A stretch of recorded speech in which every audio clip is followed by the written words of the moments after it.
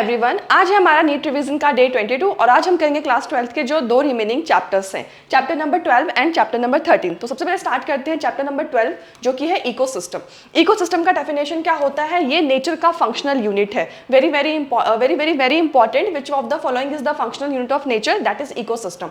Ecosystem में होता क्या है? बायोटिक और नॉन बायोटिक दोनों ही जो कंपोनेंट्स होते हैं वो इंटरेक्ट करते हैं, बायोटिक और एबायोटिक। बायोटिक कौन से हुए? लिविंग कंपोनेंट्स जो भी लिविंग ऑर्गेनिजम्स है, और एबायोटिक कौन से हुए? जो भी नॉन लिविंग थिंग्स है, जैसे कि एयर हो गया, सनलाइट हो गया। तो इकोसिस्टम क्या है? फंक्शनल यूनिट है नेचर का। और इकोसिस्टम में जो नॉन लिविंग थिंग्स होते हैं और लिविंग थिंग्स होते हैं, बायोटिक और एबायोटिक कंपोनेंट्स, इनके बीच में क्या होता है? इंटरेक्शन होता है। साइज क्या होता है इकोसिस्टम का? ये स्मॉल पॉन्ड से लार्जेस्ट फॉरेस्ट तक भी हो सकता है, सी भी हो सकता है। बायोस्फीयर क्या होता है? ये लार्जेस्ट ग्लोबल इकोसिस्टम होता है, ये सारे इकोसिस्टम का सम होता है, उसे बोलते हैं बायोस्फीयर। मेजर प्रोसेस देख लेते हैं इकोसिस्टम में। हम क्या पढ़ेंगे? प्रोडक्टिविटी की, एनर्जी का जो फ्लो है वो कैसे होता है, एनर्जी फ्लो। फूड चेन और फूड वेब के थ्रू इकोसिस्टम में एनर्जी का फ्लो होता है। न्यूट्रिएंट साइक्लिंग क्या है? न्यूट्रिएंट्स की साइक्लिंग कैसे होती है, रीसाइक्लिंग कैसे होती है, डिकम्पोजिशन, जो ऑर्गेनिक मैटर है उनका डिग्रेडेशन कैसे होता है, एनर्जी लॉस। एनर्जी लॉस किस फॉर्म में होता है? हीट के फॉर्म में होता है, और हर एक ट्रॉफिक लेवल पे होता है। ये कितने टाइप्स के इकोसिस्टम होते हैं? 2 टाइप्स के इकोसिस्टम होते हैं। पहला होता है टेरेस्ट्रियल इकोसिस्टम, दूसरा होता है एक्वेरिक इकोसिस्टम। टेरेस्ट्रियल इकोसिस्टम क्या होता है? जो लैंड पे जो इकोसिस्टम होते हैं उसे टेरेस्ट्रियल इकोसिस्टम बोलते हैं, जिसमें फॉरेस्ट, ग्रासलैंड एंड डेजर्ट आता है। एक्वेरिक इकोसिस्टम जो कि वाटर में जो इकोसिस्टम होते हैं, जैसे कि पॉन्ड हो गया, लेक हो गया, वेटलैंड, रिवर, एस्चुअरी।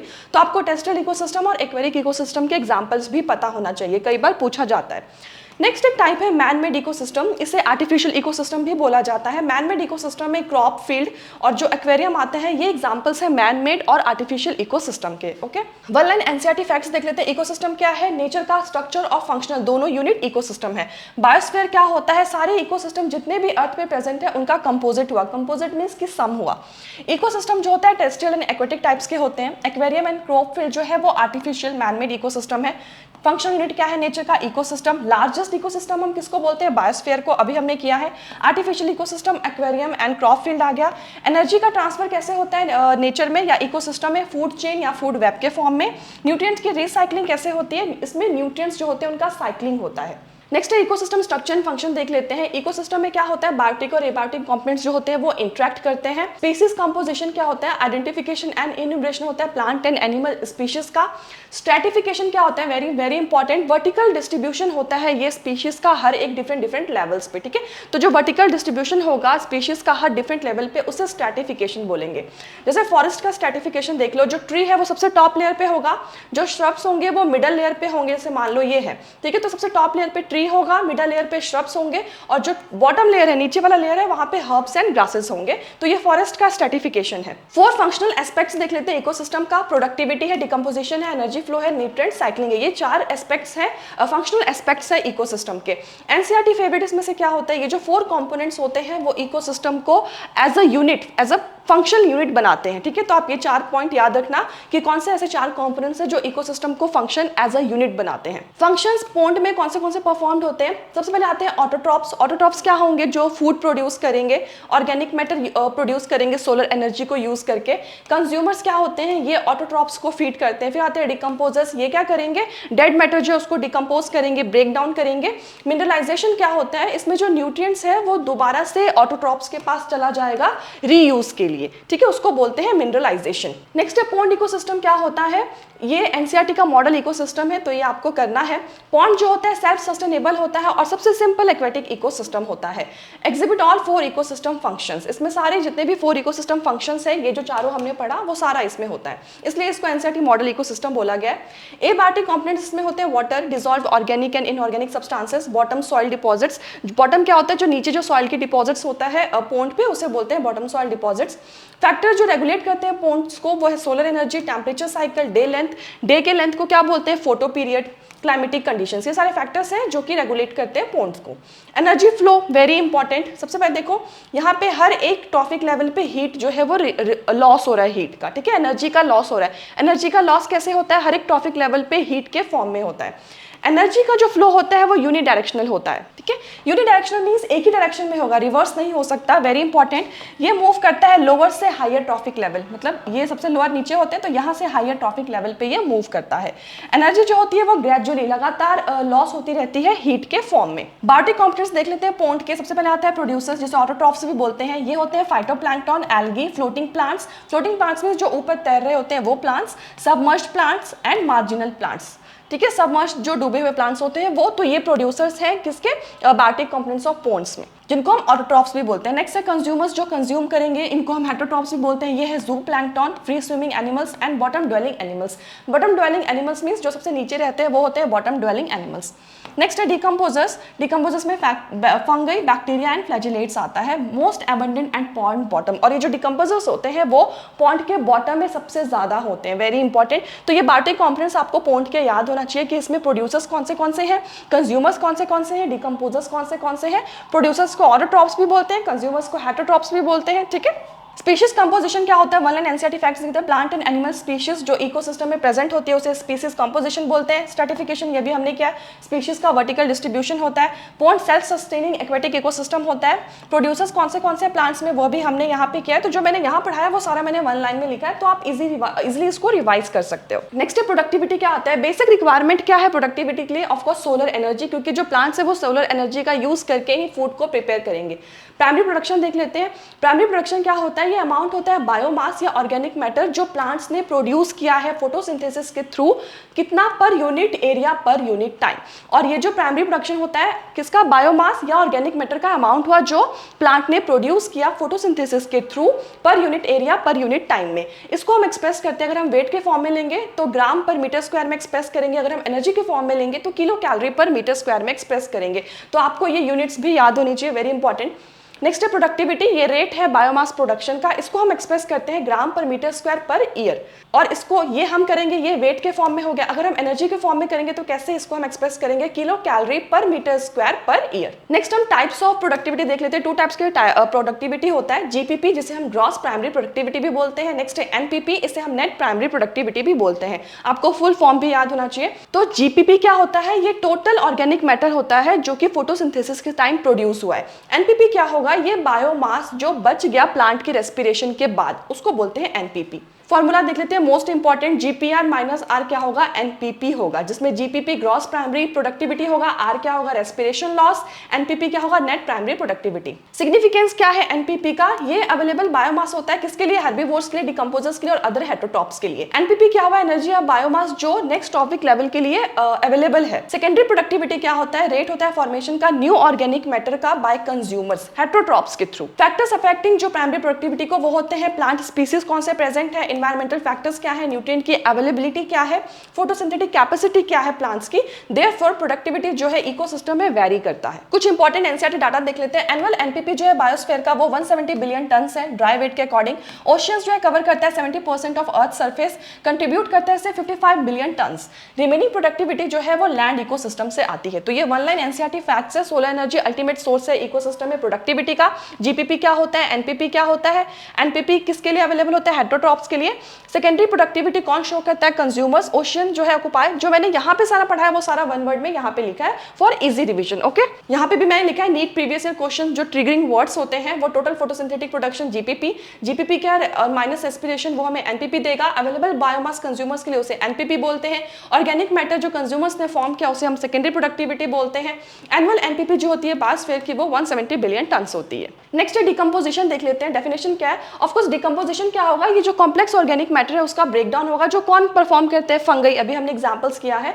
और इसका एंड प्रोडक्ट्स क्या होता है, CO2, water and nutrients.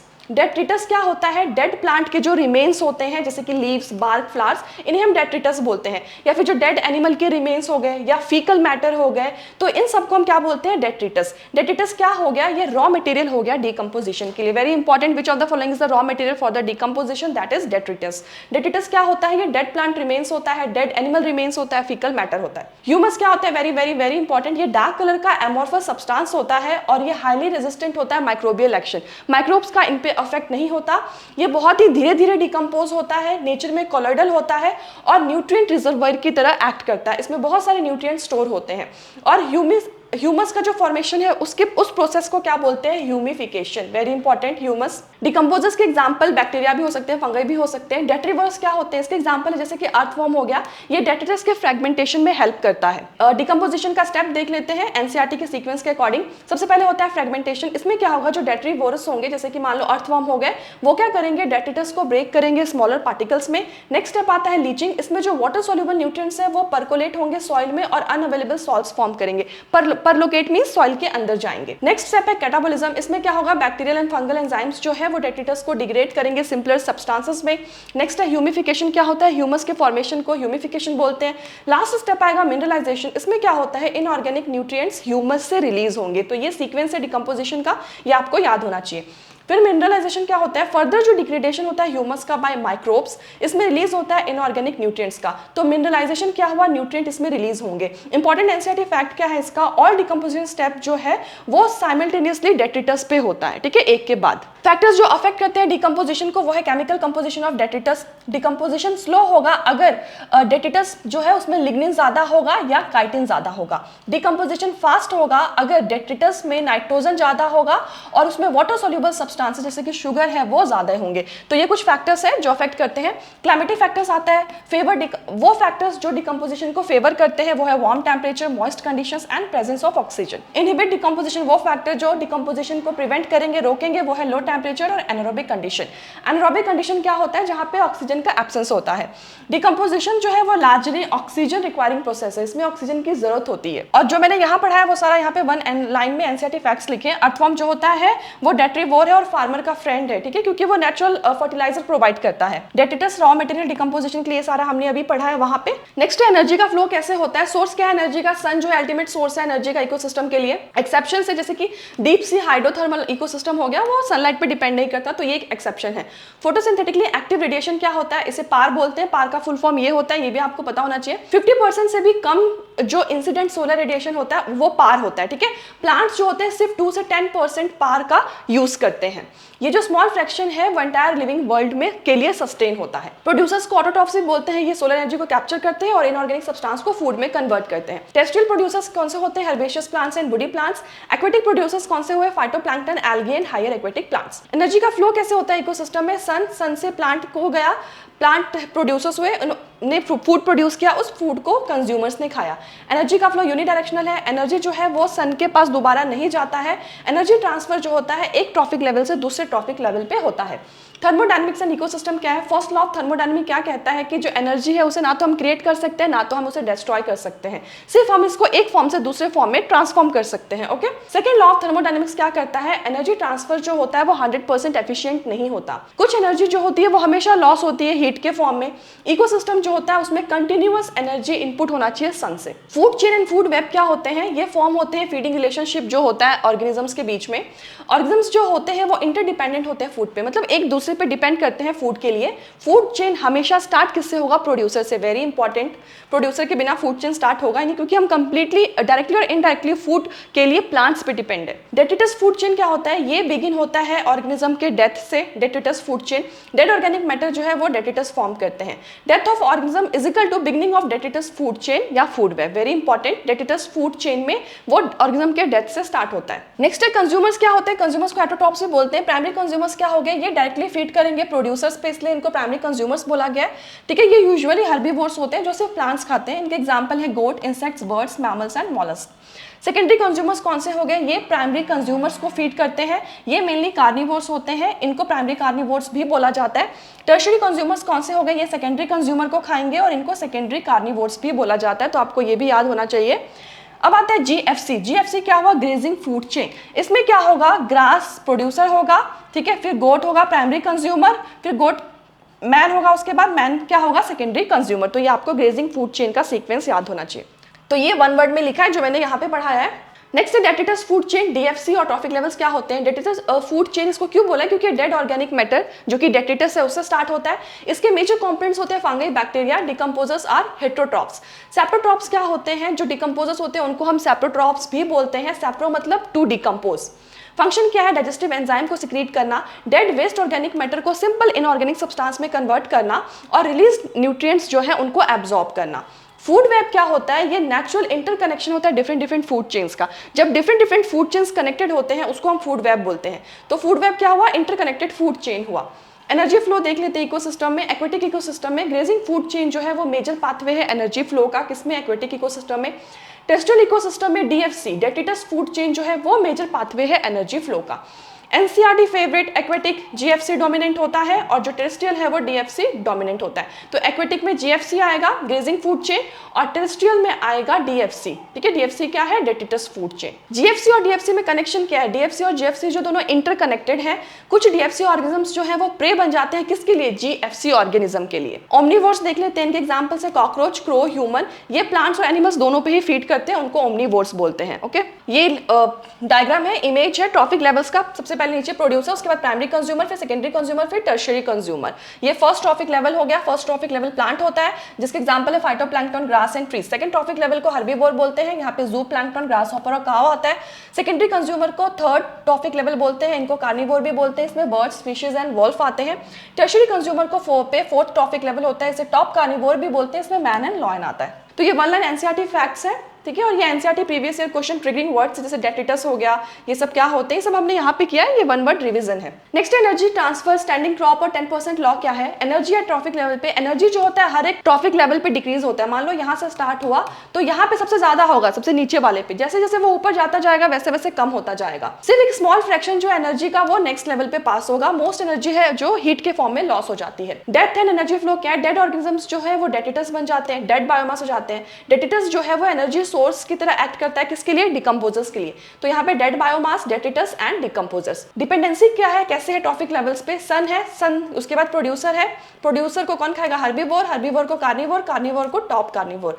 Organisms जो हायर ट्रॉफिक लेवल्स पे होंगे वो लोअर ट्रॉफिक लेवल पे डिपेंड होते हैं एनर्जी के लिए। तो एनर्जी फ्लो कैसे हो रहा है, इस डायरेक्शन में होता है और ये यूनिडायरेक्शनल होता है, इसी डायरेक्शन में होगा, कभी भी ये उल्टा ऐसे नहीं होगा। ठीक है, अब देखते हैं स्टैंडिंग क्रॉप क्या होता है। वेरी वेरी इंपॉर्टेंट, ये टोटल लिविंग मटेरियल होता है जो एक ट्रॉपिक लेवल पे प्रेजेंट होता है एक गिवन टाइम पे, उसे स्टैंडिंग क्रॉप बोलते हैं। इसको हम मेजर कैसे करते हैं, biomass, mass of living organism है तो उसे बायोमास बोलेंगे, नाम से पता चल रहा है बायो मतलब लिविंग, या फिर number of organisms per unit area कितने हैं। स्टैंडिंग क्रॉप मतलब क्या हुआ, बायोमास और number per unit area. Biomass को हम एक्सप्रेस करते हैं फ्रेश वेट के फॉर्म में या ड्राई वेट के फॉर्म में। ड्राई वेट जो होता है ज्यादा एक्यूरेट होता है क्योंकि वाटर कंटेंट जो होता है वो ऑर्गेनिज्म में वेरी करता है। 10% लॉ क्या है, 10% लॉ को लिंडमैन्स लॉ भी बोलते हैं। सिर्फ 10% एनर्जी जो होगी वो ट्रांसफर होगी एक लेवल से दूसरे ट्रॉफिक लेवल पे, इसलिए इसे 10% लॉ या लिंडमैन्स लॉ बोला गया है। रिमेनिंग 90% जो होगी वो लॉस हो जाएगी हीट के फॉर्म में। So only 10% energy moves to the next trophic level, तो सिर्फ 10% एनर्जी ही दूसरे ट्रॉफिक लेवल पे जाएगी। ठीक है, तो ये एग्जांपल के फॉर्म में दिया है। कॉन्सिक्वेंस क्या है 10% लॉ का, जो नंबर ऑफ ट्रॉफिक लेवल्स होते हैं वो लिमिटेड होते हैं। Usually producers, herbivores, primary consumer, primary carnivore, secondary और कंज्यूमर भी बोलते हैं इसको, सेकेंडरी कार्निवोर जिसको टर्शियरी कंज्यूमर भी बोलते हैं। फूड चेन्स जो होते हैं वो जनरली शॉर्ट होते हैं, क्यों, क्योंकि जो एनर्जी है वो रैपिडली डिक्रीज होता है, लगातार डिक्रीज होता है, इसलिए फूड चेन्स जो होते हैं वो उनमें कम ट्रॉफिक लेवल्स होते हैं। ये वन लाइन एनसीईआरटी फैक्ट्स है, ठीक है, जो मैंने यहाँ पे पढ़ाया अभी वही है। लिविंग मटेरियल एक ट्रॉफिक लेवल पे, उसको स्टैंडिंग क्रॉप बोलेंगे।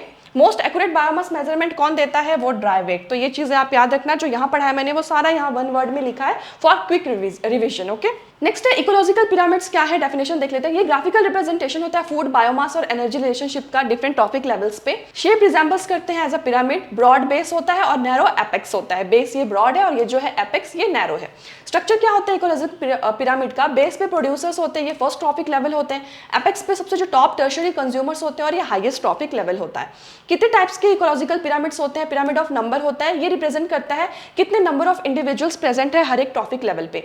पिरामिड ऑफ बायोमास क्या होता है, ये रिप्रेजेंट करता है टोटल बायोमास, हर एक ट्रॉफिक लेवल पे कितने बायोमास प्रेजेंट है। पिरामिड ऑफ एनर्जी क्या है, ये रिप्रेजेंट करता है कितना एनर्जी अवेलेबल है हर एक ट्रॉफिक लेवल पे। तो यहाँ पे ये देखो पिरामिड के फॉर्म में शो किया, प्रोड्यूसर होगा इस पे फिर प्राइमरी कंज्यूमर आएंगे पीसी, यहाँ पे एससी सेकेंडरी कंज्यूमर और ये आएंगे टर्शियरी कंज्यूमर। ट्रॉफिक लेवल है ये इन्वर्टेड पिरामिड है बायोमास का। यहाँ पे स्मॉल स्टैंडिंग क्रॉप होंगे फाइटोप्लैंक्टन के, वो सपोर्ट करेंगे लार्ज स्टैंडिंग क्रॉप ऑफ ज़ूप्लैंक्टन। ये प्लैंक्टन्स क्या होते हैं, ये फ्लोटिंग ऑर्गेनिजम्स होते हैं। फाइटो मतलब फ्लोटिंग प्लांट्स और जू मतलब फ्लोटिंग एनिमल्स, जो स्मॉल फ्लोटिंग एनिमल्स होते हैं। ये NEET previous question triggering word से ecological representation of trophic level से इकोलॉजिकल पिरामिड बोलते हैं, जो हमने यहाँ पढ़ा है वही है। ठीक है, नेक्स्ट है इकोलॉजिकल पिरामिड्स। इंपॉर्टेंट कुछ पॉइंट्स, ये कैलकुलेशन होता है एनर्जी बायोमास नंबर का, मस्ट इंक्लूड ऑल ऑर्गेनिजम्स हर एक ट्रॉफिक लेवल पे। ट्रॉफिक लेवल जो है वो फंक्शनल पोजीशन है, स्पीशीज नहीं है ये। Same organism different trophic level होगा। स्पैरो प्राइमरी कंज्यूमर हो सकती है जिसमें वो सीड को खाती है, फ्रूट को, पीस को खाती है। सेकेंडरी कंज्यूमर भी हो सकती है जिसमें वो इंसेक्ट या वॉर्म को खाती है। ह्यूमन जो है वो ऑक्यूपाई कर सकता है मल्टीपल ट्रॉफिक लेवल्स, ठीक है। कुछ सेम स्पीसीज जो होती है वो more than one trophic level को बिलोंग कर सकती है। कुछ एक्सेप्शन देखते हैं। इन्वर्टेड पिरामिड ऑफ नंबर्स क्या होता है, इसमें एक लार्ज ट्री होता है, फिर मैनी इंसेक्ट्स होते हैं, फिर स्मॉलर बर्ड्स आते हैं, फिर लार्जर बर्ड्स आते हैं। पिरामिड ऑफ नंबर जो है वो इन्वर्टेड हो सकता है, very important. Inverted pyramid of biomass देख लेते हैं। ये एक्वेटिक इकोसिस्टम का है। फाइटोप्लैंक्टन जिसका लो बायोमास है, उसके बाद है फिश, इसका हाई बायोमास होता है। तो बायोमास पिरामिड जो होता है सी में वो जनरली इन्वर्टेड ही होता है। रीजन क्या है, क्योंकि जो फाइटोप्लैंक्टन होता है वो रिप्रोड्यूस करता है रैपिडली और हाई टर्नओवर रेट होता है इसका। जो स्मॉल स्टैंडिंग क्रॉप होते हैं वो सपोर्ट करते हैं लार्ज कंज्यूमर बायोमास को। Pyramid of energy most important, always upright, हमेशा सीधा होगा, कभी इन्वर्टेड नहीं होगा। एंड रीजन क्या है इसका, क्योंकि जो एनर्जी है वो हीट के फॉर्म में लॉस होता है हर एक ट्रॉफिक लेवल पे, 10% लॉ को फॉलो करता है। Energy at lower trophic level is always greater than the higher trophic level, very important. Lower trophic level पे सबसे ज्यादा एनर्जी होगा as compare to the higher trophic level. Energy pyramid represent करता है energy कितना available है हर एक traffic level पे per unit area at a given time और एनुअली। लिमिटेशंस क्या है इकोलॉजिकल पिरामिड्स के, multiple trophic levels, cannot show same species occupying more than one trophic level, example human and sparrow. Food web जो है represented नहीं होते, ये assume करता है एक सिंपल फूड चेन को, ये अकोमोडेट नहीं कर सकता है फूड वेब को। सेप्रोफाइट्स जो इग्नोर्ड होते हैं, नो प्लेस फॉर सेप्रोफाइट्स और डिकम्पोजर्स के लिए कोई प्लेस नहीं है, despite playing a vital role in ecosystem functioning. जबकि जो सेप्रोफाइट्स है वो भी इंपॉर्टेंट रोल प्ले कर रहे हैं, फिर भी उनका कोई प्लेस नहीं है। ये रिमेंबर टेबल आप पिरामिड, ये शेप, नंबर, बायोमास, एनर्जी, इससे आप कर सकते हो उनका शेप कैसे होगा। नंबर का अपराइट और इन्वर्टेड होगा, बायोमास का अपराइट और इन्वर्टेड होगा, energy always upright. Golden rule for NEET, very important, only pyramid of energy can never be inverted. सिर्फ एनर्जी का पिरामिड इन्वर्टेड नहीं हो सकता, बाकी दोनों इन्वर्टेड हो सकते हैं। नेक्स्ट है, अब इस चैप्टर के प्रीवियस के क्वेश्चंस कर लेते हैं। Which of the following is the unit of productivity of an ecosystem, ये भी हमने किया है, ये है ग्राम पर मीटर स्क्वायर पर ईयर। नेक्स्ट है, consider pyramid of energy, T4 equal to 1000 joule, what is the value at T1। तो यहाँ पे हम 10% लॉ यूज करेंगे, T1, T2, T3, T4। सबसे ज्यादा 100% कहाँ पे होगा, T1 पे, सबसे लोअर ट्रॉफिक लेवल पे। उसके बाद इसका 10%, ठीक है, फिर इसका 10%, फिर इसका 1% का 10%, 0.1% होगा। In an ecosystem, if the net primary productivity of first trophic level is 100 kilocalorie per meter square per year, what would be the energy available to the third trophic level? तो इस पे क्या एनर्जी होगा, इसमें भी हम 10% law को apply करेंगे। Which one of the following is not a limitation of ecological pyramids? का limitations कौन सा नहीं है, ये भी हमने किया है limitation। Do not accommodate food web, yes, ये सही है। Do not represent organisms occupying multiple trophic levels, ये भी सही है। Saprophytes are not included, yes, ये भी सही है। Show energy available at different trophic levels, तो ये जो है ये limitation नहीं है, ठीक है। The amount of nutrients such as carbon, nitrogen, potassium and calcium present in the soil at a given time is called standing state. Standing state क्या होता है, ये amount होता है inorganic nutrients का जो एक given time पे present है। Most repeated ecosystem previous year question topics GPP, NPP and productivity, ये कुछ most repeated ecosystem के topics हैं। 10% law, Lindemann law, very important। Energy का flow कैसे होता है, ecological pyramids क्या है, decomposition, standing crop versus standing state क्या है, food chain and food web क्या है, trophic levels, limitations क्या है इकोलॉजिकल पिरामिड्स की, और पिरामिड ऑफ एनर्जी क्या है, हमेशा अपराइट रहता है। नेक्स्ट और लास्ट चैप्टर है बायोडाइवर्सिटी एंड कंजर्वेशन। बायोडाइवर्सिटी होता क्या है, ये वैरायटी ऑफ लिविंग ऑर्गेनिजम्स जो अर्थ पे प्रेजेंट है उसे बायोडाइवर्सिटी बोलते हैं। अर्थ की डाइवर्सिटी एनसीईआरटी डाटा के अकॉर्डिंग 20,000 स्पीशीज एंट्स के हैं, 3 लाख स्पीशीज बीटल्स के हैं, 28,000 स्पीशीज फिशेस के हैं, 20,000 स्पीशीज ऑर्चिड्स के हैं। बायोडाइवर्सिटी होता क्या है, total variety of gene, species and ecosystem जो रीजन ऑन या अर्थ पे प्रेजेंट है, ओके। ये टर्म जो है पॉपुलराइज्ड हुआ था एडवर्ड विल्सन साइंटिस्ट ने किया था। Diversity at all levels of biological organisation, ये है जीन, स्पीशीज एंड इकोसिस्टम। तो ये आप याद रखना, बायोडाइवर्सिटी पे डाइवर्सिटी हर एक लेवल पे, तो वो जीन्स पे भी, स्पीशीज पे भी एंड इकोसिस्टम में भी। 3 लेवल्स क्या है बायोडाइवर्सिटी के, सबसे पहले आता है जेनेटिक डाइवर्सिटी। इसमें वेरिएशन होता है जीन्स में within a species, example है Rauvolfia, vomitoria, different reserpine content in Himalayan population. India में 50,000 राइस स्ट्रेन्स है, 1,000 मैंगो वैराइटीज है। तो जेनेटिक डाइवर्सिटी क्या हुआ, diversity with in species. Next है स्पीशीज डाइवर्सिटी, ये वैरायटी होती है स्पीशीज के एक रीजन में, एग्जांपल वेस्टर्न घाट्स पे, ईस्टर्न घाट से ज्यादा वैरायटी है। एम्फीबियन डाइवर्सिटी है। Species diversity equal to diversity among species. Next है इकोलॉजिकल, इसे इकोसिस्टम डाइवर्सिटी भी बोलते हैं। इसमें वैरायटी ऑफ इकोसिस्टम एक रीजन में कितने हैं, इंडिया में डेजर्ट है, रेन फॉरेस्ट है, मैनग्रोव्स है, कोरल रीफ्स है, वेटलैंड्स है, एस्चुअरीज है, अल्पाइन मीडोज है। तो ये सारे क्या है, डिफरेंट इकोसिस्टम है रीजन में। India Norway in ecosystem diversity. तो NEET important trick, GSE genes genetic diversity, S से स्पीशीज डाइवर्सिटी, E से इकोलॉजिकल डाइवर्सिटी। नेक्स्ट है global biodiversity described species IUCN 2004 के अकॉर्डिंग 1.5 मिलियन से भी ज्यादा, टोटल एस्टिमेटेड स्पीशीज अर्थ पे रॉबर्ट में 7 million, extreme estimates 20 to 50 million. Species composition देख लेते हैं, एनिमल्स 70% से भी ज्यादा रिकॉर्डेड स्पीशीज हैं, प्लांट्स में algae, fungi, bryophytes, gymnosperms, angiosperms, ये सारे ऑलमोस्ट 22% है। इंसेक्ट्स जो है 70% से ज्यादा हैं ऑल एनिमल स्पीशीज में, आउट ऑफ एवरी 10 एनिमल 7 जो है वो इंसेक्ट है।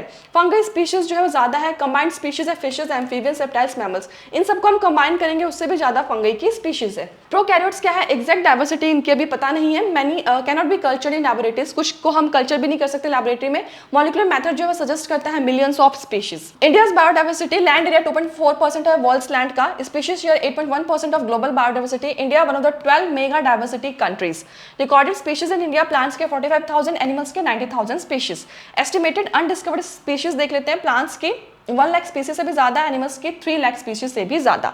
तो ये मस्ट रिमेंबर नंबर्स है जो मैंने यहाँ पढ़ाया, ये आपको नंबर्स याद होने चाहिए। नेक्स्ट है पैटर्न्स ऑफ बायोडाइवर्सिटी देख लेते हैं, लैटिट्यूडनल ग्रेडियंट की पैटर्न, इसमें स्पीशीज डाइवर्सिटी जो है वो इक्वेटर से पोल की तरफ डिक्रीज होता है, इसलिए इसको लैटिट्यूडनल ग्रेडियंट बोलते हैं। क्यों होता है? क्योंकि ट्रॉपिक्स जो होते हैं उसपे मैक्सिमम बायोडाइवर्सिटी होता है, टेम्परेट और जो पोलर रीजन्स होते हैं उन पे कम स्पीशीज होता है। इंपॉर्टेंट एग्जांपल्स है इसके, कोलंबिया जो कि इक्वेटर के पास है 1400 बर्ड स्पीशीज है, इंडिया 1200 से भी ज्यादा बर्ड स्पीशीज है, न्यूयॉर्क में 105 बर्ड स्पीशीज है और ग्रीनलैंड में 56 बर्ड स्पीशीज है। तो ट्रॉपिकल इक्वाडोर फॉरेस्ट जो है वहां पे 10 मल्टीप्लाई मोर वेस्कुलर प्लांट स्पीशीज है, similar forest in mid western USA. Amazon rain forest greater biodiversity होता है, कहाँ पे? अमेजन रेन फॉरेस्ट में, प्लांट्स में 40,000 से भी ज्यादा है, फिशेस 3,000 से ज्यादा, बर्ड्स में 1300 से ज्यादा, मैमल्स 427, एम्फीबियंस 427, रेप्टाइल्स 378, इनवर्टिब्रेट्स 1,25,000 से भी ज्यादा है, अनडिस्कवर्ड इंसेक्ट्स 2 मिलियन से भी ज्यादा है। ट्रॉपिक्स के पास ज्यादा स्पीसीज क्यों है? क्योंकि पहले हम देख लेते हैं इवोल्यूशनरी टाइम हाइपोथेसिस क्या कहता है। ट्रॉपिक्स जो है वो रिलेटिवली अनडिस्टर्ब रहता है मिलियन ऑफ ईयर्स के लिए, मोर टाइम होता है इसके पास स्पीशिएशन के लिए। क्लाइमेटिक स्टेबिलिटी हाइपोथेसिस क्या कहता है? लेस सीजनल होता है, मोर कांस्टेंट और प्रिडिक्टेबल एनवायरनमेंट होता है, प्रोमोट्स करता है नीच स्पेशलाइजेशन को। एनर्जी हाइपोथेसिस क्या कहता है? मोर सोलर एनर्जी अवेलेबल है यहाँ पे, हायर प्रोडक्टिविटी है, ये ग्रेटर बायोडाइवर्सिटी को इसलिए सपोर्ट करता है। स्पीशीज एरिया रिलेशनशिप क्या है? Alexander von Humboldt, species richness जो है इंक्रीज होता है अगर हम एरिया को इंक्रीज करें अप टू अ लिमिट पर, एक लिमिट तक। इसका formula very important, log S equal to log C plus Z log A, जहां पे S जो है स्पीशीज रिचनेस होता है, A एरिया, Z जो है स्लोप, रिग्रेशन कोफिशिएंट बोलते हैं स्लोप को, C जो होता है Y इंटरसेप्ट होता है। की ग्राफ देख लेते हैं, स्पीशीज रिचनेस वर्सेस एरिया, ये रेक्टेंगुलर हाइपरबोला देता है, log species richness versus log area ये स्ट्रेट लाइन देता है। Z value most important for NEET, small regions Z अगर जेड जो है उसकी वैल्यू 0.1 से 0.2 होती है, किसमें? अगर रीजन स्मॉल है। सिमिलर होता है प्लांट्स, बर्ड्स, फिशेस और मॉलस्क के लिए। लार्ज कॉन्टिनेंट्स है वहां पे जेड जो है 0.6 से 1.2 तक होगा, रिलेशनशिप जो है वो स्टीपर बन जाते हैं। एग्जाम्पल फ्रूगिवोरस बर्ड्स एंड मैमल्स जो है ट्रॉपिकल फॉरेस्ट में उनका जेड 1.15 से भी ज्यादा के इक्वल है। मीनिंग क्या होता है? हायर जेड का स्पीशीज रिचनेस इंक्रीज करेगा much faster with the area. तो आपको ये नंबर याद होना चाहिए। ट्रॉपिकल जोन क्या है? 1400 बर्ड्स, 1200, ये 105 जो है बर्ड स्पीशीज है न्यूयॉर्क में, 1200 बर्ड स्पीशीज है इंडिया में, ठीक है। जेड की वैल्यू स्मॉल रीजन के लिए क्या होती है? तो ये सारा जो मैंने यहाँ पे किया ये आपको नंबर मस्ट रिमेंबर नंबर सही है। स्पीशीज डाइवर्सिटी इंपॉर्टेंट क्या है? क्यों है? क्योंकि communities with more species are generally more stable than those with fewer species. ज्यादा जहाँ पे स्पीशीज होंगे वो कम्युनिटी ज्यादा स्टेबल होती है। कैरेक्टरिस्टिक क्या है एक स्टेबल कम्युनिटी के? लेस वेरिएशन होता है in productivity year to year, resistant होता है डिस्टर्बेंस के लिए, रेजिस्टेंट होता है invasion by alien species. David Tilman's experiment क्या कहता है? More species less year to year variation होगा बायोमास में, मोर स्पीशीज तो हायर प्रोडक्टिविटी होगा। सिग्निफिकेंस क्या है बायोडाइवर्सिटी का? ये एसेंशियल है इकोसिस्टम के हेल्थ के लिए, क्रूशियल है ह्यूमन सर्वाइवल के लिए। लॉस ऑफ स्पीशीज जो है वो वीक कर सकता है इकोसिस्टम के फंक्शनिंग को। रिवेट पॉपर हाइपोथेसिस क्या है? इसे पॉल एरलिच भी बोलते हैं। एयरप्लेन को कंसीडर किया गया एज अ इकोसिस्टम और रिवेट्स को एज अ स्पीशीज कंसीडर किया गया। इसमें लॉस अगर फ्यू स्पीशीज का में शो नो इमीडिएट इफेक्ट, अगर कुछ स्पीशीज लॉस होती है तो कुछ इमीडिएट इफेक्ट नहीं शो होगा। कंटिन्यूअस स्पीशीज का लॉस होता है तो वो इकोसिस्टम को वीक कर सकता है। लॉस ऑफ की स्पीशीज, अगर की स्पीशीज लॉस हो गया तो उस पर ज्यादा ग्रेटर इंपैक्ट पड़ेगा। तो ये है रिवेट पॉपर हाइपोथेसिस, जिसे पॉल एरलिच भी बोलते हैं। एयरप्लेन को इकोसिस्टम कंसीडर किया गया और रिवेट्स को स्पीशीज। यहाँ पे नीट वन लाइनर है जो यहाँ पढ़ाई है, वन लाइन में लिखा है। नेक्स्ट है loss of biodiversity. Biodiversity loss क्या है? स्पीसीज जो होती है disappearing very rapidly human activities की वजह से। Human colonisation of Pacific islands, extinction of 2000 plus native bird species. IUCN red list 2004 के अकॉर्डिंग 784 स्पीसीज जो है वो लास्ट 500 ईयर्स में एक्सटिंक्ट हुए। उसमें से 338 वर्टिब्रेट्स के थे, 359 इनवर्टिब्रेट्स के थे और 87 प्लांट्स के थे। लास्ट 20 ईयर्स में 27 स्पीशीज जो है वो डिसअपियर्ड हुए हैं। सिक्स्थ मास एक्सटिंक्शन क्या है? Earth has experienced 5 mass extinctions before humans. Present extinction कितने हैं? सिक्स्थ एक्सटिंक्शन है। इफेक्ट क्या होता है बायोडाइवर्सिटी लॉस का? प्लांट का production, resistance to environmental disturbance, drought, ये डिक्रीज होता है, प्लांट प्रोडक्शन डिक्रीज होता है, वेरिएबिलिटी जो होती है इकोसिस्टम के प्रोसेस में वो इंक्रीज होती है, जिसकी वजह से productivity, water use, paste and disease cycle ये सब इंक्रीज होते हैं। रिसेंट एक्सटिंक्शंस कौन से हैं? Must remember, very important, dodo Mauritius में, क्वागा अफ्रीका में, थाइलासीन ऑस्ट्रेलिया में, स्टिलर सी काउ रशिया में, बाली, जावन एंड कैस्पियन टाइगर्स। तो आप ये याद रखना, जो रेड लिस्ट है वो एक्सटिंक्शन स्पीशीज को बताती है, very important. Sixth extinction different क्यों है? एक्सटिंक्शन रेट जो है वो 100 to 1000 टाइम्स फास्टर है देन प्री ह्यूमन टाइम्स से। मेनली कॉज बाय ह्यूमन की एक्टिविटी से हुआ है ये। मोस्ट वल्नरेबल ग्रुप कौन से हैं? Amphibians are highly vulnerable to extinction. Species facing extinction वो है 12% birds, 23% mammals, 32% amphibians and 31% gymnosperms. Future warning क्या है? अगर करंट ट्रेंड्स कंटिन्यू रहा तो नियरली 50% जो अर्थ स्पीशीज है वो डिसअपियर हो जाएंगे with in the next 100 years. Next है द एविल क्वार्टेट। ये कॉजेस है बायोडाइवर्सिटी लॉस का। हैबिटेट लॉस एंड फ्रेगमेंटेशन क्या है? मोस्ट इंपॉर्टेंट कॉज है एक्सटिंक्शन का क्या? Habitat loss and fragmentation. Tropical rain forest reduced हुआ है 14% से 6% के बीच में। अमेजन रेन फॉरेस्ट जो है ये प्लैनेट का, इसे लंग्स बोला जाता है, very important, lung of the planet is Amazon rain forest. Forest clear हो रहे हैं किसके लिए? सोयाबीन कल्टिवेशन के लिए, कैटल के ग्रेजिंग के लिए। हैबिटेट का फ्रेगमेंटेशन हो रहा है, लार्ज हैबिटेट्स जो है उनको स्मॉल पैचेस में ब्रेक किया जा रहा है, इससे अफेक्ट हो रहा है लार्ज मैमल्स पे, बर्ड्स पे एंड माइग्रेटरी एनिमल्स पे। ओवर एक्सप्लॉयटेशन क्या है? नीड की वजह से, ग्रीड की वजह से ओवर एक्सप्लॉयटेशन हो रहा है, लालच की वजह से और जरूरत की वजह से।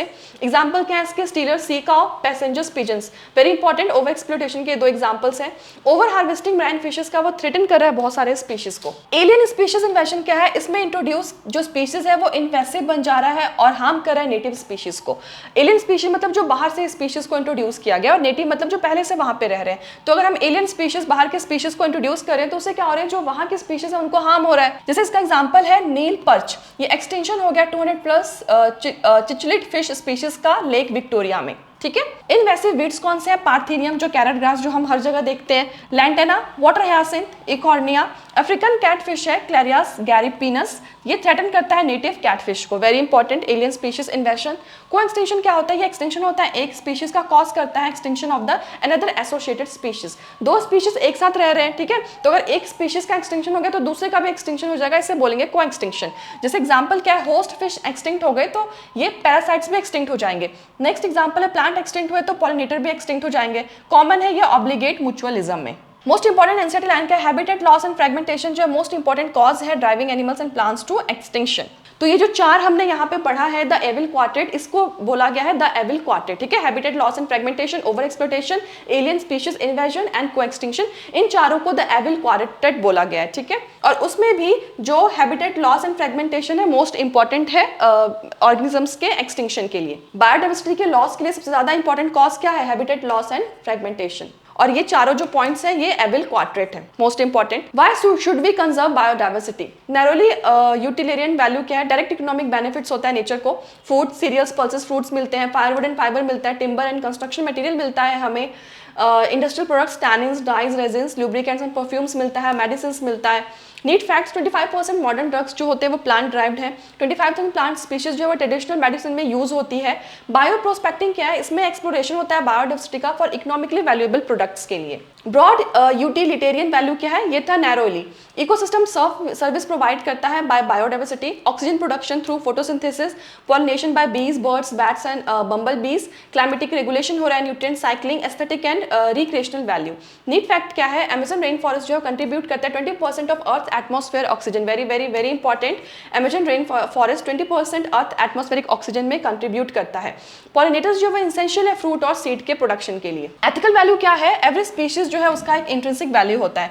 जितने भी ऑर्गेनिजम्स हैं उनको have a right to exist करने का राइट है हर एक ऑर्गेनिज्म को।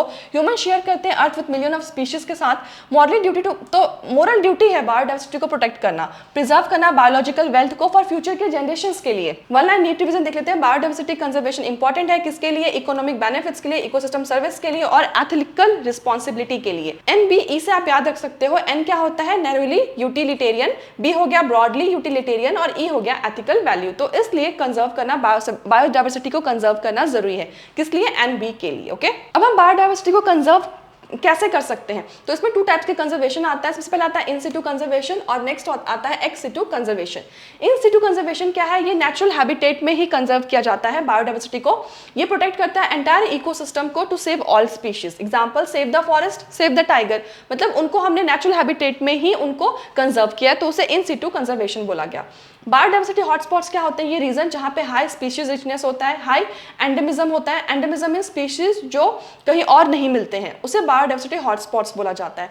नीट फैक्ट्स, इनिशियली 25 हॉटस्पॉट्स हैं, प्रेजेंट में 34 हॉटस्पॉट्स हैं। कवर करता है 2% of earth land area. Protecting hotspots can reduce extinction by 30%। ठीक है, 2% ऑफ अर्थ लैंड एरिया से भी ज्यादा कवर करता है ये। इंडिया बायोडाइवर्सिटी हॉटस्पॉट्स कौन से हैं? Very important, western Ghats and Sri Lanka, Indo Burma, Himalaya. Protected areas कौन से इंडिया में? 14 बायोस्फीयर रिजर्व्स है, 19 नेशनल पार्क्स है और 448 वाइल्ड लाइफ सेंचुरीज है। सैक्रेड ग्रोव्स क्या होते हैं? ये प्रोटेक्टेड होते हैं रिलीजियस ट्रेडिशंस के थ्रू। फाउंड कहाँ मिलते हैं? काशी एंड जैंतिया हिल्स में, Meghalaya, Aravalli hills Rajasthan, Western Ghats Karnataka and Maharashtra में, सरगुजा, चंदा एंड बास्तर जो कि मध्य प्रदेश में है। मेघालय सैक्रेड ग्रोव्स, ये refuge for many rare and threatened plants. Ex situ conservation में क्या करते हैं? हम कंजर्वेशन करते हैं नेचुरल हैबिटेट के बाहर। ये यूज्ड होता है एंडेंजर्ड थ्रेटेंड स्पीशीज के लिए। मेथड क्या है इसमें? Zoological parks, botanical garden, wildlife safari park, seed banks, tissue culture, cryopreservation, in vitro fertilisation, IVF। तो ये मेथड्स है एक्स सिटू कंजर्वेशन के। वेरी इंपॉर्टेंट, नेचुरल हैबिटेट कहाँ मिलता है? इन सिटू कंजर्वेशन में। और नेचुरल हैबिटेट के बाहर कहाँ किसमें होता है? एक्स सिटू कंजर्वेशन में, जिसमें ये सारे मेथड्स होते हैं। गैमेट्स प्रिजर्व्ड होते हैं क्रायो प्रिजर्वेशन में। क्रायो प्रिजर्वेशन में क्या प्रिजर्व होता है? गैमेट्स। कमर्शियली इंपॉर्टेंट प्लांट्स जो होते हैं वो सीड बैंक में स्टोर होते हैं। प्लांट्स जो होता है वो प्रोपेगेट होता है टिश्यू कल्चर से। प्रोपेगेट मीन्स एक आप प्लांट के पार्ट से बहुत सारे प्लांट्स प्रोड्यूस कर सकते हो, उसे टिश्यू कल्चर बोला जाता है। इंटरनेशनल एफर्ट्स, अर्थ समिट हुआ था 1992 में रियो डी जेनेरियो में। कन्वेंशन था ऑन बायोलॉजिकल डाइवर्सिटी पे, CBD, कंजर्वेशन बायोडाइवर्सिटी का, sustainable use of biodiversity. World summit on sustainable development 2002, ये जॉन्सबर्ग साउथ अफ्रीका में हुआ था। 190 कंट्रीज ने प्लेस्ड किया था। सिग्निफिकेंट रिडक्शन हुआ बायोडाइवर्सिटी में लॉस बाय 2010 तक। वन लाइन रिविजन देख लेते हैं। Biodiversity conservation equal to in situ natural habitat में plus ex situ outside habitat. इसमें ये देख लेते हैं फॉर इन सिटू कंजर्वेशन के लिए HEPS, H से हॉटस्पॉट, E से एंडेमिज्म, P से प्रोटेक्टेड एरिया एंड S से सैक्रेड ग्रोव्स। तो ये आप इन सिटू कंजर्वेशन के मेथड ऐसे याद कर सकते हो, HEPS। और एक्स सिटू कंजर्वेशन के लिए ZBSCT, Z से जू, B से बोटेनिकल गार्डन, S से सीड बैंक, T से टिश्यू कल्चर, C से क्रायो प्रिजर्वेशन। तो ये आप ऐसे मेथड याद कर सकते हो दोनों कंजर्वेशन के। मोस्ट आस्क्ड टर्म्स क्या है? Biodiversity hotspots, endemism, sacred groves, biosphere reserve, cryo preservation, seed bank and CBT 1992 Rio summit. अब प्रीवियस के क्वेश्चन कर लेते हैं इस चैप्टर के। विच of the following is example of x situ conservation? ये अभी हमने किया है, जूज एंड बोटेनिकल गार्डन। ठीक है, all of the following are included in ex situ conservation except, कौन सा नहीं आएगा? उसमें आएगा वाइल्ड लाइफ सफारी आएगा, सैक्रेड ग्रोव्स नहीं, ये आता है इन सिटू में। बोटेनिकल आएगा, सीड बैंक आएगा, तो इसका आंसर हो सैक्रेड ग्रोव्स, वो एक्स सिटू में नहीं आता है।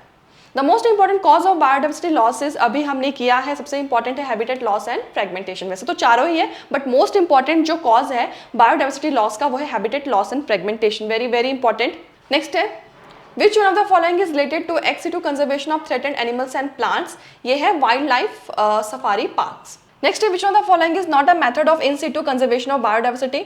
तो यहाँ पे आएगा सैक्रेड ग्रोव है, बायोस्फीयर रिजर्व है, वाइल्ड लाइफ सेंचुरी है, बोटेनिकल गार्डन ये नहीं है, बोटेनिकल गार्डन एक्स सिटू का है। Most repeated NEET concept from this chapter, वो कौन से in situ versus ex situ, biodiversity hotspots क्या है, एंडेमिज्म क्या है, सैक्रेड ग्रोव्स क्या है, habitat loss and fragmentation major cause है किसका? बायोडाइवर्सिटी लॉस का। एविल क्वार्टेट, वो जो हमने 4 मेथड्स पढ़े, 4 रीजन पढ़े लॉस ऑफ बायोडाइवर्सिटी के, जिसमें से मोस्ट इंपॉर्टेंट था habitat loss and fragmentation, biosphere reserves, national parks and sanctuaries, cryopreservation cut, cryopreservation and seed bank क्या होता है, बायो प्रोस्पेक्टिंग क्या है, convention on biological diversity that is CBD। Last minute NEET tip क्या है from biodiversity and conservation? NTA repeatedly asked questions from only a few NCERT lines that are evil quadrate, hotspots, in situ versus ex situ, sacred groves, biodiversity loss causes and bio prospecting. ठीक है, तो ये repeatedly इसमें से questions पूछे जाते हैं। सो आज हमने क्लास 11 क्लास 12 सारे चैप्टर्स कंप्लीट कर लिए। मैंने आपको क्लास 11th के भी सारे चैप्टर्स रिवाइज करवा दिए, क्लास 12th के भी सारे चैप्टर्स रिवाइज करवा दिए। ये लास्ट चैप्टर था और प्रीवियस ईयर के कुछ क्वेश्चंस भी किए हैं मैंने। होप आप सबको इससे हेल्प हुआ होगा, समझ में आया होगा और अच्छा लगा होगा। अब मैं नेक्स्ट वीडियो से आपके लिए प्रीवियस ईयर के कुछ क्वेश्चंस लेके आने वाली हूँ जो कि हाईली रिपीटेड है और कंटिन्यूसली रिपीट होते हैं नीट के एग्जाम्स में। So stay tuned. Thank you, मिलते हैं नेक्स्ट लेक्चर में।